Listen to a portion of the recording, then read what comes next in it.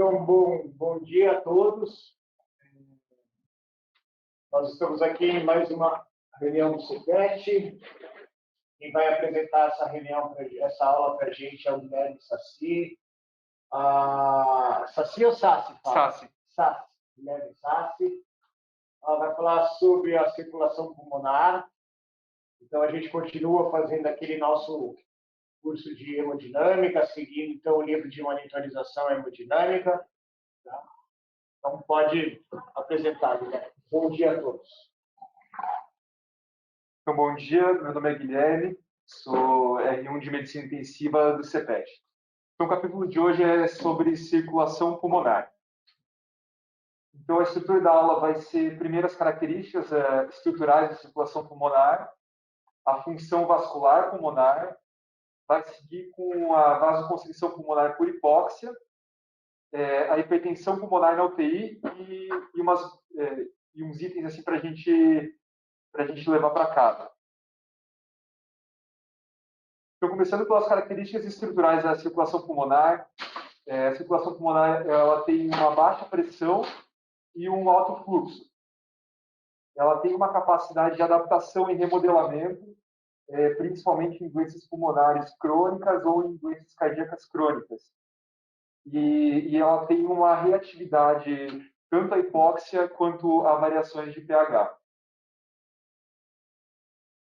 Então, aqui, para comparar a circulação pulmonar com a circulação sistêmica.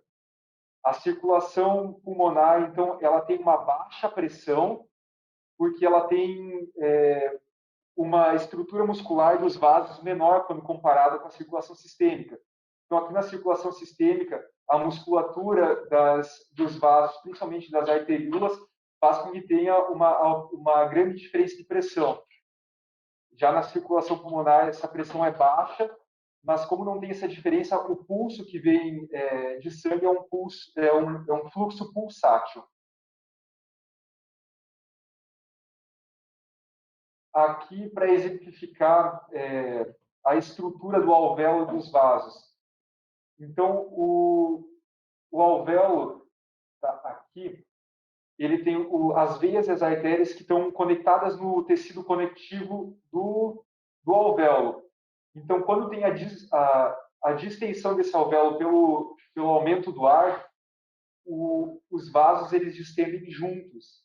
Então, isso aumenta o fluxo e a troca gasosa. Então, aqui, quando puxa, quando enche o alvéolo, distende os vasos. Existe também essa estrutura que é o corner vessel, que ele não está ligado no tecido conjuntivo do alvéolo, ele está dentro do parênquima. Então, ele não tem uma distensão quando infla o alvéolo. E aqui, sempre perivascular, tem os vasos linfáticos que ajudam a drenagem do líquido pulmonar. Então, aqui, a estrutura pulmonar por zonas, ele é dividido em 4 zonas. A primeira zona, a pressão alveolar é maior do que a pressão arterial. Então, aqui tem bem pouca troca gasosa. E a circulação se dá principalmente pelos corner vessels. Na zona 2, tem já um pouco, a pressão arterial continua maior do que a pressão alveolar, já tem um pouco das artérias e das veias funcionantes, e aqui pelo início da distensão, os corner vessels eles podem fazer um shunt, desviando desviando o sangue dos vasos pulmonares. Então aqui a oxigenação também é pequena. Aqui na zona 3, a pressão arterial é maior do que a venosa, e por sua vez é maior do que a pressão alveolar. Então, aqui é a área de maior distensão dos alvéolos e onde ocorre a maioria das trocas gasosas. E aqui na zona 4, onde tem maior ação da gravidade, a pressão intersticial ela é maior do que a pressão arterial. Então, aqui praticamente não tem troca gasosa. Agora, para a função vascular pulmonar. Então, a função do pulmão, a pressão de filtração, ela deve ser avaliada pela pressão capilar pulmonar e não pela pressão de oclusão da artéria pulmonar. Então, a pressão capilar pulmonar, ela gira em torno de 1 a 4 milímetros, maior do que a pressão do átrio esquerdo, e ela pode ser estimada após a oclusão do balão na artéria pulmonar. Então, a pressão capilar, ela é em torno de 10 milímetros de mercúrio, tendo como limite para o edema sem inflamação 18 milímetros de mercúrio. Quando tem uma inflamação sistêmica, esse limiar tende a ser menor.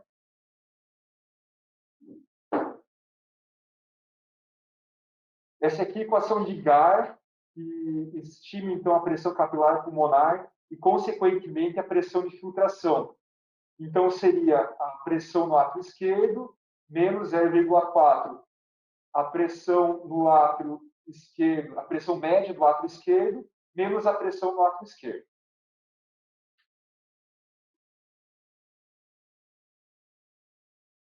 Agora, para avaliar o estado funcional do pulmão, tem que ser usado a resistência vascular pulmonar. Então, a resistência vascular pulmonar ela é medida pela pressão média pulmonar menos a pressão no átrio esquerdo dividido pelo débito cardíaco. Ela indica, então, vasoconstrição, vasodilatação ou mudanças na estrutura dos vasos por doença crônica. Ela deve ser medida em decúbito e descanso, porque a maioria do pulmão vai estar numa zona 3. E a fórmula tem algumas limitações. Ela não considera fluxos sanguíneos variados. Ela considera que a relação entre o débito cardíaco e a pressão pulmonar arterial ela seria linear.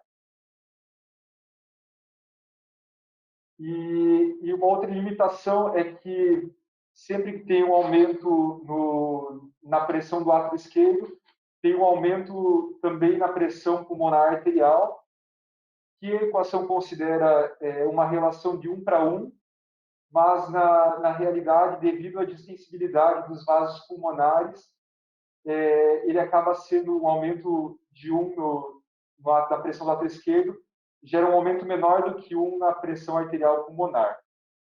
Então, agora, um mecanismo de compensação que é a vasoconstrição pulmonar por hipóxia.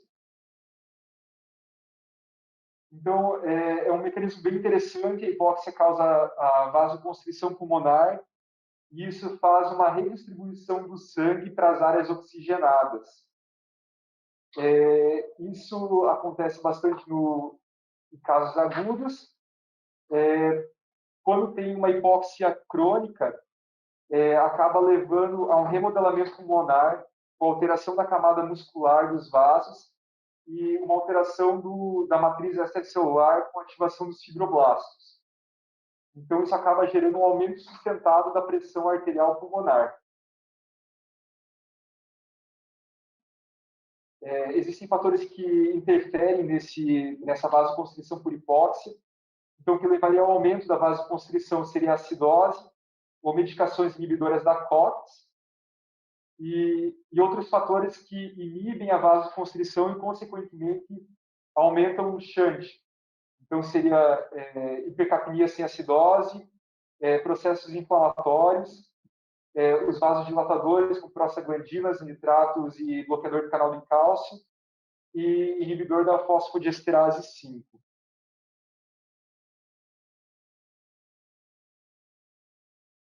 Agora, próximo assunto, hipertensão pulmonar na UTI. Então, as principais causas de hipertensão pulmonar em países desenvolvidos seria a insuficiência cardíaca esquerda, com fração de ejeção preservada e estenose aórtica, e doenças pulmonares. Já em países em desenvolvimento seriam doenças cardíacas congênitas, doença reumática e quadros infecciosos, principalmente HIV.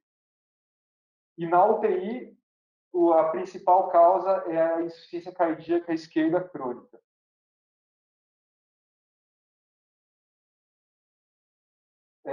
Aqui tem uma tabela que define o que é hipertensão pulmonar. Então, a definição de hipertensão pulmonar é uma pressão arterial pulmonar maior do que 25 milímetros de mercúrio. O normal da pressão arterial pulmonar é ser de até 14 milímetros de mercúrio, até 20 milímetros seria limítrofe, e de 21 a 25 o livro fala que é algo obscuro, que normalmente é retirado dos trabalhos, e que seriam pacientes que teriam maior propensão a fazer hipertensão pulmonar. Então, sempre que tiver a pressão arterial pulmonar maior do que 25, é considerado hipertensão, e ela pode ser dividida em pré-capilar e pós-capilar, sendo que a pré-capilar vai ter a pressão de oclusão da artéria pulmonar menor ou igual a 15, e a pós-capilar, a pressão de oclusão da artéria pulmonar maior do que 15. Também pode ser dividida a hipertensão pulmonar em grupos. Então, são 5 classes. Sendo que a classe 1 é devido à hipertensão arterial, a classe 2 devido à doença cardíaca, classe 3 devido a problemas pulmonares, classe 4 a fenômenos tromboembólicos e a classe 5 multifatorial. Então, existem algumas implicações clínicas da hipertensão pulmonar na parte de monitorização hemodinâmica. Então, o débito cardíaco pulmonar ele é igual ao débito cardíaco sistêmico, e ele vai ser muito influenciado por alterações no retorno venoso e na pós-carga do VD. Então, sempre que for avaliar a pressão arterial pulmonar média, tem que ser avaliado com relação ao débito cardíaco, porque em casos de débito cardíaco preservado de hipertensão pulmonar, um aumento na resistência vascular pulmonar vai gerar um aumento da pressão pulmonar de igual tamanho. Mas quando tiver um débito cardíaco alterado, o aumento da resistência vascular pulmonar vai gerar um aumento menor da pressão arterial, ou mesmo não vai ter aumento da pressão arterial.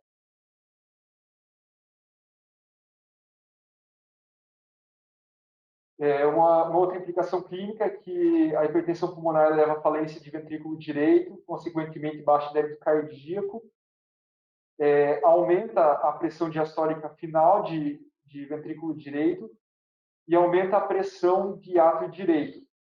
Então, quando for fazer a monitorização de paciente com corpo pulmonar descompensado, se espera que a pressão de átrio direito seja normal, que vai ser 4 a 5 milímetros menor do que a pressão de oclusão da artéria pulmonar. E em casos que a pressão do átrio direito for maior que a pressão de oclusão da artéria pulmonar, precisa de uma intervenção imediata.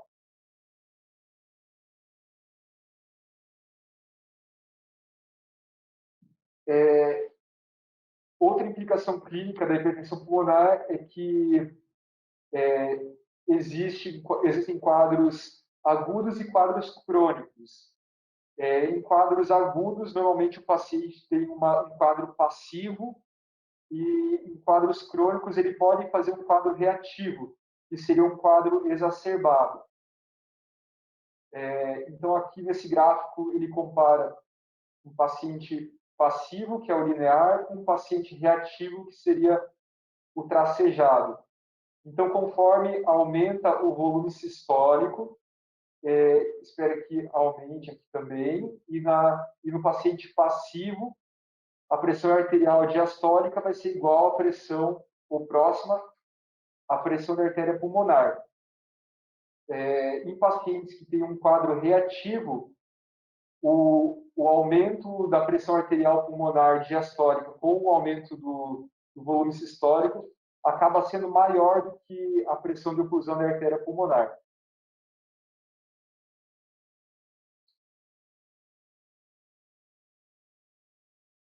Aqui ele compara os dois quadros também com relação ao gradiente de pressão transpulmonar, que é a pressão arterial pulmonar média menos a pressão de átrio esquerdo.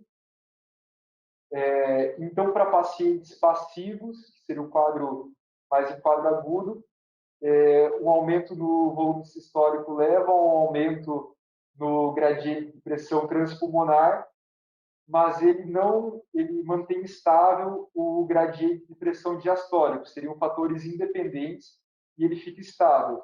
Já no quadro de hipertensão pulmonar reativa, vai ter um aumento exacerbado do gradiente de pressão transpulmonar com o aumento do volume sistólico, e apesar de verem ser fatores independentes, nos quadros reativos vai ter um aumento também do gradiente de pressão diastólica.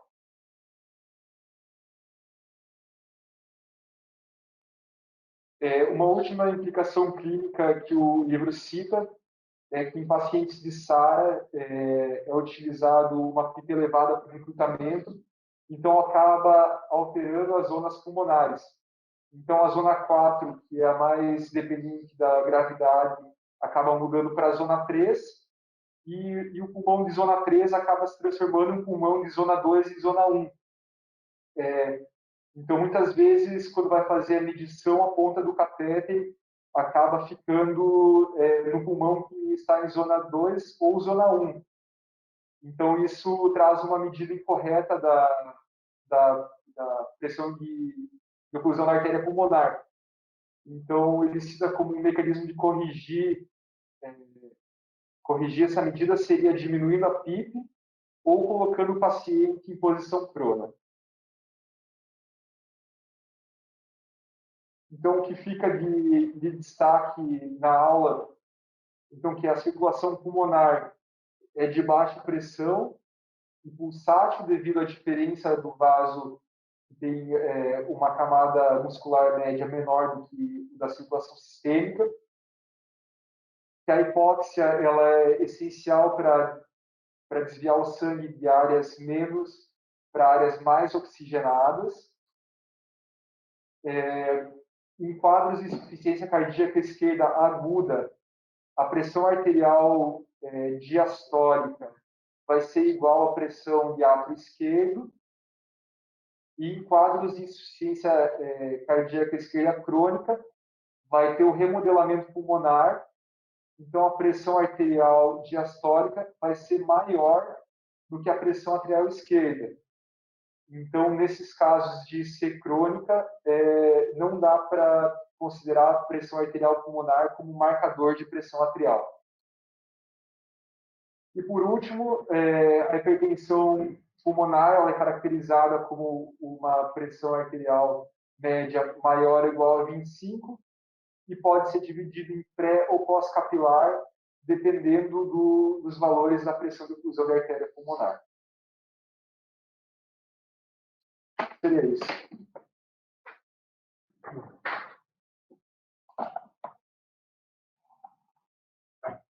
Bom, queria agradecer ao Guilherme pela aula. O assunto difícil, né, Guilherme? Difícil. O Guilherme até estava comentando comigo aqui sobre a dificuldade até que ele encontrou para entender sobre o assunto. Realmente, a gente precisa dar atenção para a circulação pulmonar na UTI. A gente muito fala assim da grande circulação, do ventrículo esquerdo, e a gente, às vezes, tende a esquecer o ventrículo direito, a circulação, a pequena circulação. Agora, com essa necessidade de uso de PIP na UTI, a gente tem que lembrar sempre do dano que a gente pode causar para o ventrículo direito. A hipóxia em si já faz a vasoconstrição com aumento da resistência vascular pulmonar. Então, pacientes que a gente está pegando muito paciente novo, né? E às vezes a gente faz um ecocardio no paciente e a gente consegue, então, pelo ecocardio, calcular uma pressão da artéria pulmonar. E a gente vê que a maioria dos pacientes com hipóxia, mesmo jovens, previamente sem hipertensão pulmonar primária, eles apresentam um grau de hipertensão pulmonar, né, por causa da hipóxia. E como você disse bem, porque o nosso tratamento é colocar pressão dentro do tórax. Uma vez que a gente coloca a pressão dentro do tórax, a tendência é que a gente coloque o paciente com o alvéolo aberto e que esse alvéolo, via de regra, fique numa zona 3, para que a gente possa ter fluxo e não fazer nem shunt, nem espaço morto nesse alvéolo. Então, a gente abre o alvéolo e tende a oxigenar esse sangue perialveolar, mas dependendo da quantidade de PIB que a gente põe, a gente pode colabar o capilar perialveolar. Nós temos uma dificuldade nos pacientes um pouco mais crônicos, que não são tão agudos, que a gente vai também ganhando um edema, além de edema inflamatório alveolar, a gente vai ganhando um edema por congestão mesmo. Isso faz com que a gente tenha um aumento da distância capilar alveolar, fazendo com que a gente possa ter hipóxia. Então, por causa de tudo isso, a gente coloca a pressão dentro do tórax. Mas tem que lembrar que a pressão dentro do tórax ela pode ser uma estratégia ventilatória adequada que pode comprometer tua hemodinâmica. Quando a gente vê que o paciente ele é recrutável e respondedor à prona, a gente vê que a prona ela é uma manobra ventilatória, mas ela também é uma manobra hemodinâmica, né? Porque você vai mudando as relações de zonas, né? Zona 1, zona 2, zona 3. E quando o paciente ele é respondedor à prona, você vê que você recruta o véu. Quando você consegue recrutar o véu, você homogeniza melhor aquela ventilação do paciente, você tem um pulmão mais homogêneo, né, na ventilação. O fato dele estar mais homogêneo, dele acomodar melhor aquele volume, faz também com que ele oxigene melhor o sangue e mudam essa relação. Né? A gente ganha algumas zonas 3, zona 1, zona 2, que acabam zona 2, né, que acabam virando zona 3 e zona 4, que seriam a parte intersticial, na verdade, que o pessoal eles chamam de a parte da gravidade dependente, né? Você acaba ficando com uma zona 3, que seria onde o alvéolo ele está aberto, mas ele estando aberto, ele ainda não tem a capacidade de colabar nem a veia, nem a artéria pulmonar. Então, você tem a ventilação do alvéolo e você tem fluxo perialveolar, fazendo com que ocorra a hematose, né, de uma maneira adequada. A gente tem que definir bem a hipertensão da artéria pulmonar. A maioria das vezes, os pacientes não têm hipertensão da artéria pulmonar primária, né? Ou então, às vezes, alguns pacientes eles possuem uma hipertensão da artéria pulmonar secundária, a disfunção de ventrículo esquerdo. Né? Então, diversas vezes, o pessoal discute, o que você acha de tratar essa hipertensão da artéria pulmonar? Geralmente, a gente não resolve essas hipertensões da artéria pulmonar na UTI, que não são de origem primária, tratando diretamente a pressão.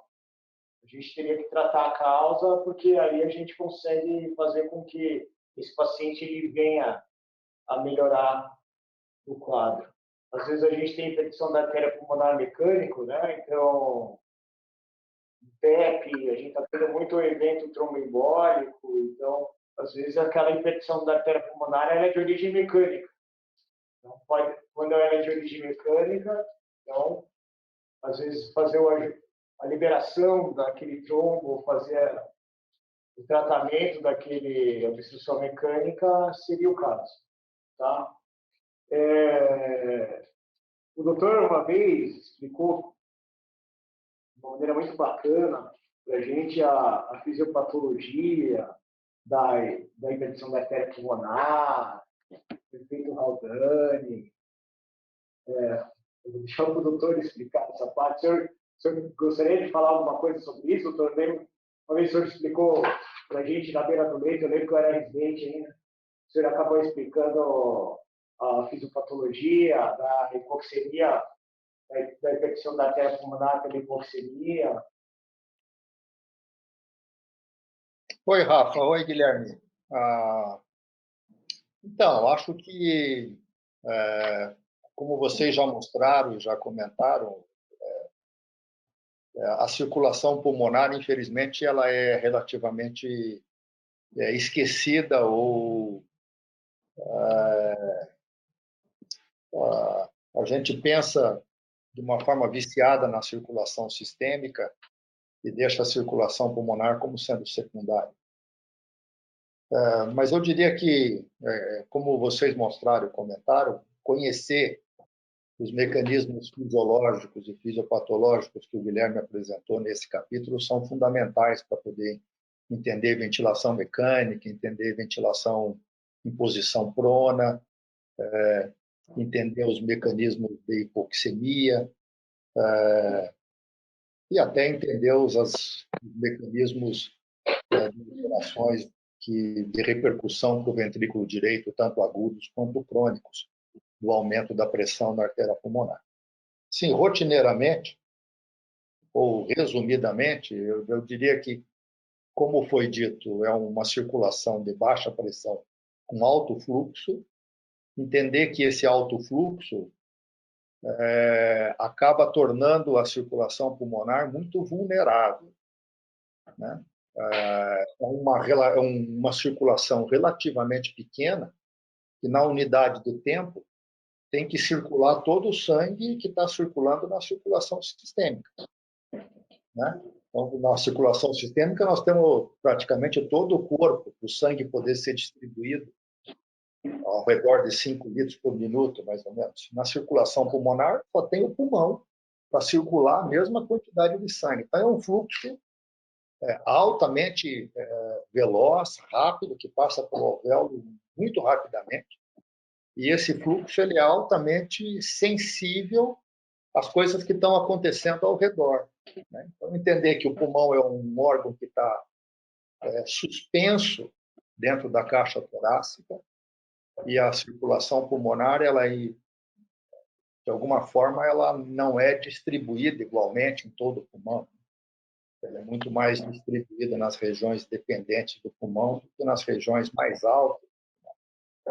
Então, esse distúrbio de perfusão acarreta, em grande parte, alterações de ventilação pulmonar significativas, que fazem com que as áreas mais altas do pulmão elas sejam mais ventiladas também, mas pouco perfundidas, e as áreas da base pouco ventiladas, mas muito perfundidas. Essa sensibilidade que a circulação pulmonar tem com relação às pressões alveolares, ela é importante para poder entender esse mecanismo fisiológico do distúrbio ventilação-perfusão, que são exacerbados nas principais doenças que a gente encontra no dia a dia dentro da UTI, na pneumonia, na SARA, no tromboembolismo do pulmão. Tudo isso faz distúrbios de ventilação-perfusão significativos, em algumas situações até achantes, né? Ou seja, pedaços da circulação pulmonar que não são aerados e que causam hipoxemia importante. Sem entender esse mecanismo de perfusão sensível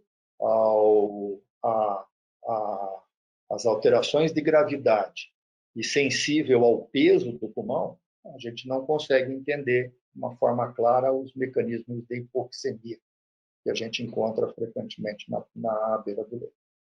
Além disso, ainda tem as coisas que se acrescentam, né? Esse mecanismo fisiológico muito útil, que é a da vasoconstrição hipóxica, ou seja, o alvéolo que está sendo pouco ventilado, ele automaticamente ele é pouco perfundido, porque esse alvéolo, através de um mecanismo de retroalimentação neurológica, ele sofre vasoconstrição. E aí, se você imaginar que uma grande quantidade de alvéolos pouco ventilados ou carregados de líquido, como, por exemplo, nos doentes com SARA, eles não têm uma boa ventilação, esses alvéolos também não são bem perfundidos por vasoconstrição. Essa vasoconstrição distribuída pelo pulmão causa hipertensões pulmonares, que vocês frequentemente veem na doença crítica, principalmente nos doentes com SARA, e eventualmente até disfunção do ventrículo direito. Eu ia distribuir para vocês uma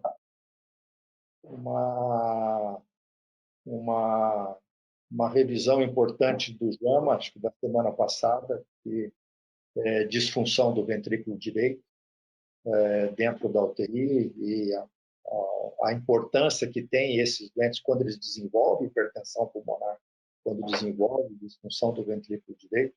Eles têm odds ratio de mortalidade, que são 2, 3 vezes maior daqueles que não desenvolvem hipertensão pulmonar. E a hipertensão pulmonar, a disfunção do ventrículo direito, é relativamente mal diagnosticada na beira-leito. E são hipertensões que precisam ser corrigidas entendendo a circulação pulmonar, entendendo o mecanismo de vasoconstrição hipóxita, por que colocar o doente em prona, por que recrutar melhora a oxigenação, diminui a vasoconstrição hipóxia do pulmão, diminui a pressão na artéria pulmonar e corrige, de alguma forma, disfunções do ventrículo direito melhor do que fazer droga vasoativa, por exemplo, ou fazer volume num doente que está hipertenso e grave no pulmão. Além disso, acho que aí a gente está mais acostumado a ver essas alterações da circulação pulmonar secundária à lesão pulmonar.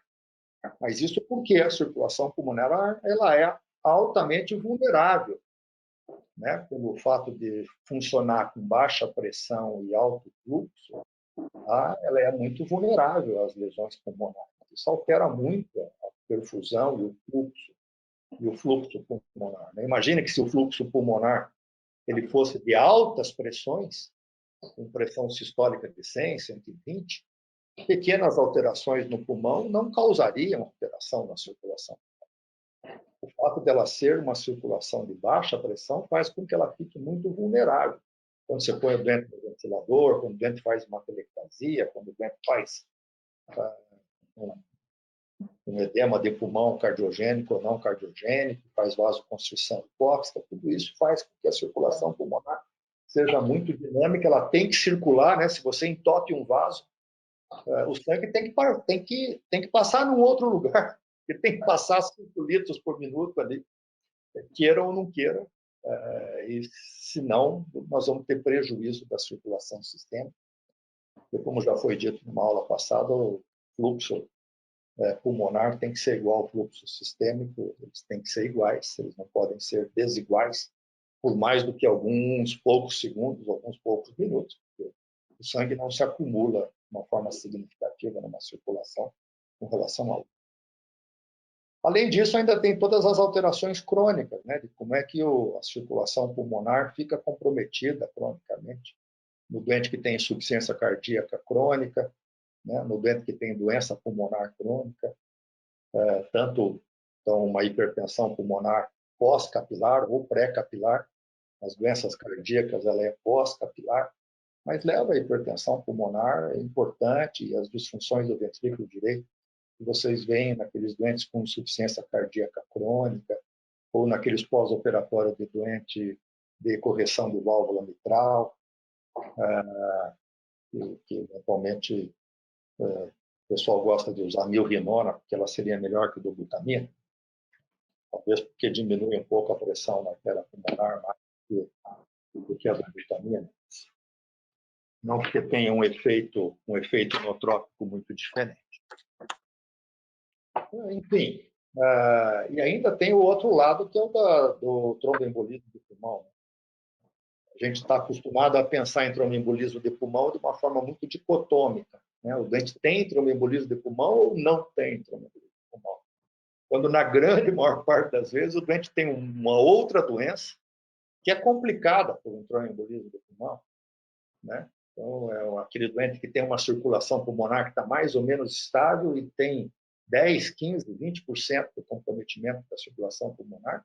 Isso já causa um aumento importante da hipertensão pulmonar num doente que não estava compensado e que descompensa, altera significativamente o mecanismo ou as alterações de ventilação e perfusão do pulmão, piora a hipoxemia.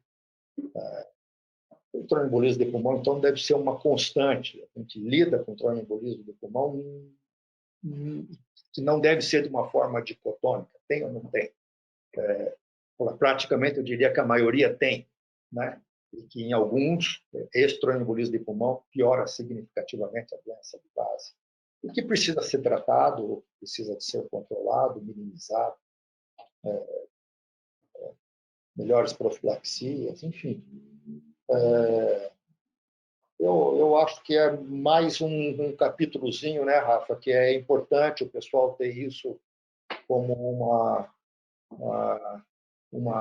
um conhecimento básico para poder entender a hemodinâmica, nesse caso também para poder entender a ventilação pulmonar, entender os mecanismos que a própria ventilação mecânica pode acarretar de prejuízo para a circulação pulmonar, os mecanismos de benefício de você colocar um doente em prona, por que a gente recruta pulmão, de que forma a circulação pulmonar ela é melhorada. Né? Isso sem falar de que quando você coloca um catéter de Swan-Ganz, se você não conhecer a circulação pulmonar, não consegue mesmo interpretar nem sequer as curvas, né? Você vê na artéria pulmonar ou as curvas que você vê quando você empunha o catéter. Você está praticamente vendo o que está acontecendo na circulação venosa, se estiver na zona 3 do oeste, né? A gente também só deixa para poder falar em zona 2, zona 3 do oeste, quando a gente está falando em catéter da artéria pulmonar, mas não, né? O nosso pulmão trabalha fundamentalmente com aquilo que está acontecendo na zona 2 e na zona 3 do oeste. Então, você está com um catéter na artéria pulmonar para poder comentar essas coisas e entender como é que o pulmão se comporta nessas diversas áreas, nessas diversas zonas, 1, 2, 3 e 4. Né? Por exemplo, a hora que você coloca uma PIP alta, uma zona que era 2 se transforma numa zona 1 do oeste. Né? A pressão alveolar, ela frequentemente ultrapassa a pressão na artéria pulmonar, e isso acarreta um desvio, um shunt de sangue importante, e acarreta aumento da pressão na artéria pulmonar, que às vezes descompensa o ventrículo direito. Né? A gente não vê algumas vezes o doente que é submetido a uma estratégia de recrutamento, esse doente fazer hipotensão, ele faz hipotensão por diversos mecanismos, por diminuição do retorno venoso para o coração direito, mas também por uma pós-carga aumentada para o ventrículo direito. Porque zonas 2 se transformam em zona 1, zonas 3 se transformam em zona 2. Ela é uma circulação altamente vulnerável às estratégias que a gente tem na beira do leito, pelo fato de ser uma circulação de baixa pressão. Se ela fosse de alta pressão, ela não seria tão vulnerável. O fato de ser de baixa pressão torna ela altamente vulnerável àquilo que está acontecendo ao redor do pulmão, ao redor do alvéolo, dentro do pulmão, dentro do alvéolo, e assim por diante. Acho que fica aí um lembrete, é um capítulo, o pessoal tem o livro, sempre se referir a esse capítulo é importante. Quando for querer entender ventilação mecânica, recrutamento, ventilação em prona e assim por diante. E, doutor, queria pegar o gancho do senhor e só reforçar que realmente duas coisas. A hipertensão da artéria pulmonar realmente é multifatorial na UTI, né? E com certeza trombo de pequenos vasos, com certeza fazem parte da fisiopatologia, além da hipóxia, que faz a vasoconstrição pericapilar, né? Acho que interessante aí também reforçar o que eu acabei falando, o senhor acabou também reforçando, que a prona é uma estratégia ventilatória e hemodinâmica. Né? E quando realmente a gente vê que o paciente responde bem, os pacientes tendem até a fazer hipertensão e fazer desmame de droga vasoativa, por causa que muito alvéolo que não era perfundido começa a ser ventilado de uma maneira adequada e volta a ter perfusão, e isso redistribui melhor o fluxo. Então, além de recrutar o alvéolo e otimizar a ventilação e a oxigenação, se utiliza fluxo também. Acho que é importante ter isso em mente. Né? Queria saber se alguma das meninas tem alguma dúvida. Eu estou com a Bruninha aqui, com a Viviane. Mas acho que elas não têm dúvidas. Oi, Lauri. Oi, Bruna, tudo bem? Tudo bem, doutor? Bom dia, doutor. Bom dia. Bom, então, queria agradecer o senhor mais uma vez. Queria dar bom início de semana para o senhor mais uma vez, né? Está virando rotina nosso bom início de semana aqui. Acho que a gente está conseguindo fazer de uma maneira sistemática e rotineira nossas aulas. Também estou achando muito bacana a gente acabar revisitando nossos assuntos básicos e tão difíceis, né, da hemodinâmica. Então, queria agradecer ao Guilherme pela aula e desejar a todos uma boa semana e até a semana que vem. Obrigado, Rafa. Obrigado, Guilherme. Uma boa semana para nós. Boa semana. Tchau, tchau. Tchau, tchau.